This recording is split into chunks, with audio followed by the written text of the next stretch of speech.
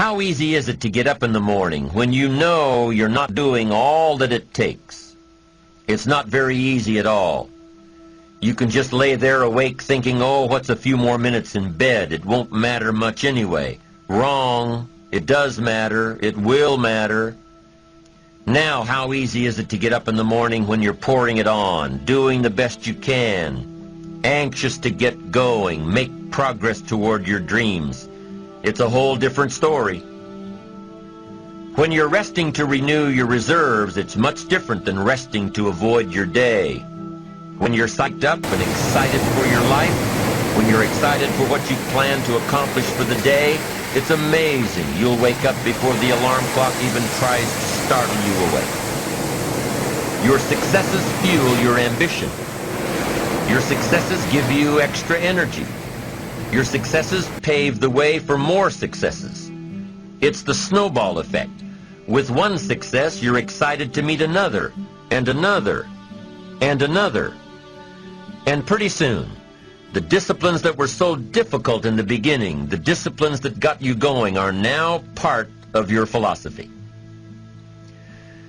How do you know when you're successful? Do you have to be a millionaire? No. All we ask of you is that you earn all you possibly can.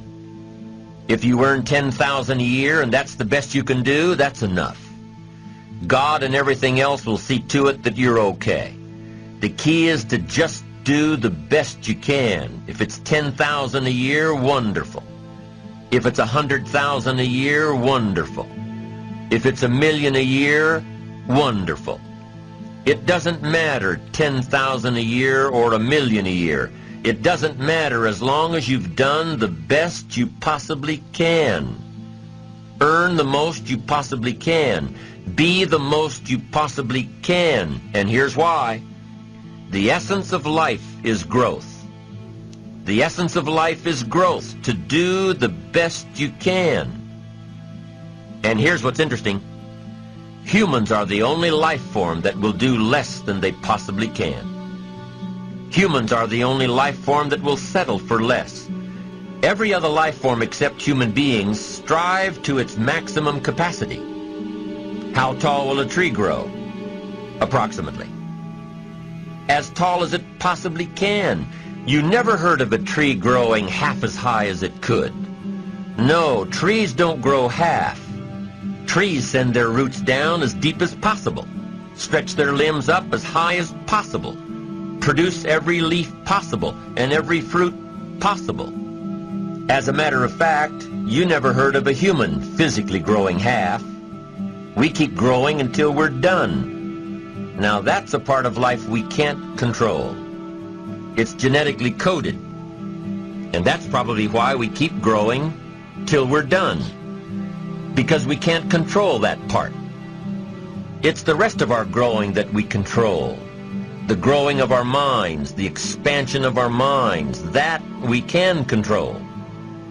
And that's what tends to get away from us. All life forms inherently strive to their max except human beings. Now, why wouldn't human beings strive to their maximum possibility? Here's why. Because we've been given the dignity of choice. It makes us different than alligators and trees and birds. The dignity of choice makes us different than all other life forms. And here's the choice. To become part of what we could be, enough to get by, or to become all that we can be. My best advice for you is to choose the all. Earn all you can. Make all the friends you can. Read as many books as you can. Develop as many skills as you can. See as much as possible. Do as much as possible. Make as much fortune as possible. Give as much of it away as possible. The max. There's no life like it. I'm telling you, once I got on track, I've never looked back. Pick up the challenge. Go for it. Take the best of the two easies. Take the root of it's easy to get ahead. It's easy to do all you can. It's easy to succeed. It's easy to have financial freedom. The more you do, the more you get. So the two primary benefits of positive reinforcement are, number one, to build good habits, and number two, to create more energy to fuel your ambitions, your desires, your achievements. How can you isolate what's working for you and what isn't? How can you make sure that you are reinforcing your positive disciplines?